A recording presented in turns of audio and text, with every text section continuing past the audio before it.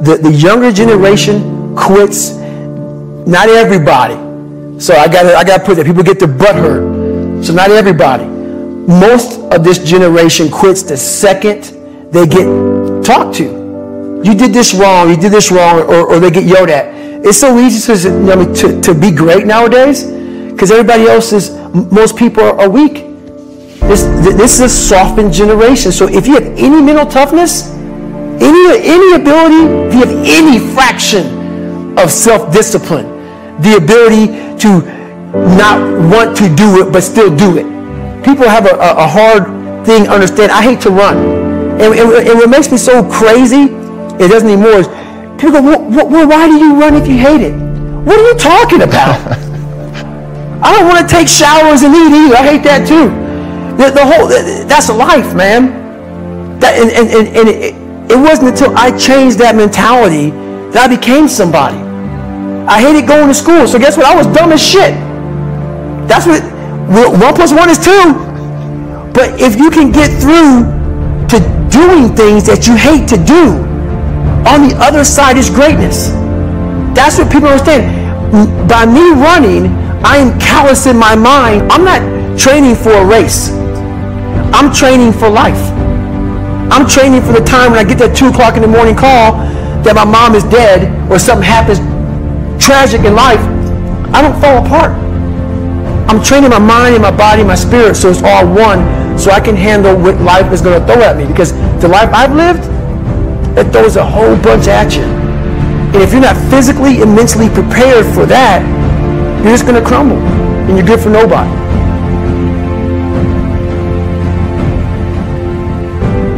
When you are on one side of the door and your mind is racing, because on the other side of that door, it could be no one.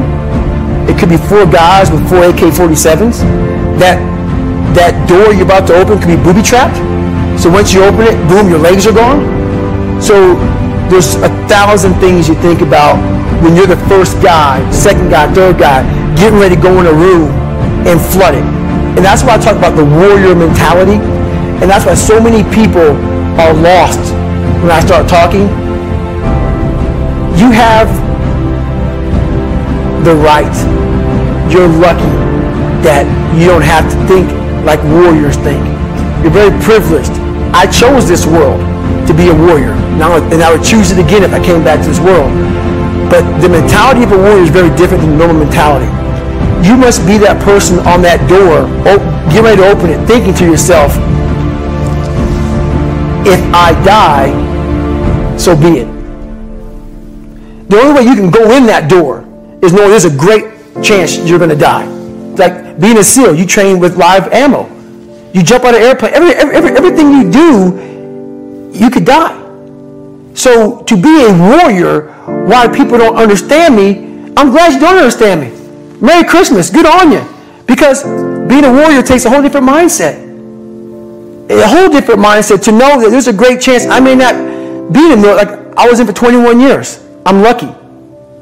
I'm very lucky that I'm alive, able to talk to you, able to still run. But when you sign up on that dotted line to be like a SEAL, your mentality changes. I may not live. You got to accept that. And that's the mentality you have. And that's what makes you a warrior. If you're scared to die, you're a bad warrior.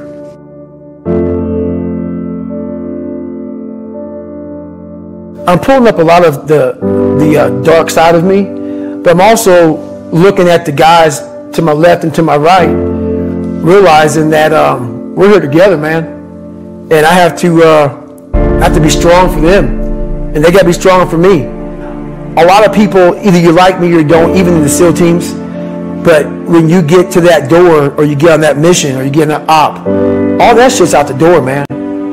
You know, you do it honestly. I mean, people say all the time in these movies and shit, you really out there fighting for that guy beside you. And you can't be a coward.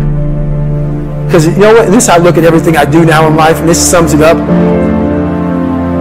I hated jumping out of airplanes. I hated shooting guns. I hated the job as a Navy SEAL. But I did it because I wanted to change myself. Everything I do, I'm not really comfortable doing. But if you choose to go that route, to go be a Navy SEAL, you might as well go be the hardest motherfucker in the world. Because if you're choosing to do something, you have two routes. You can go there and be a little weak person and get through barely, and that's your reputation. Or you can go through the hardest guy you can possibly be, and that's your reputation. So my whole thing is, if you're going to choose to open that fucking door in Iraq or Afghanistan, open the motherfucker and go in hard. Because they're going to remember you by slowly opening it and peeking in. So if you're going to open it, and you made the mind to open it, don't crack it open. Open the fucking door, go in. That's with life. If you're choosing to do something, attack it. Because they're going to remember you as not attacking it. So I want to be remembered. You can hate me. There's one thing you can't say about me. I didn't attack it. So that's the mentality you have. If you're going to do something, you might as well attack it. Because you can do it anyway.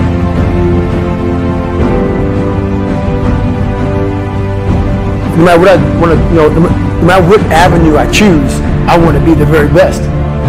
And the very best may not be I'm number one.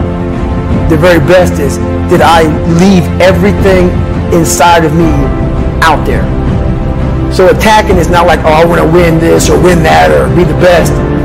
The best is I'm running against myself in everything I do, and that's what I attack. I attack myself. I'm always questioning myself. I'm always holding myself accountable. Talk to me about the accountability mirror.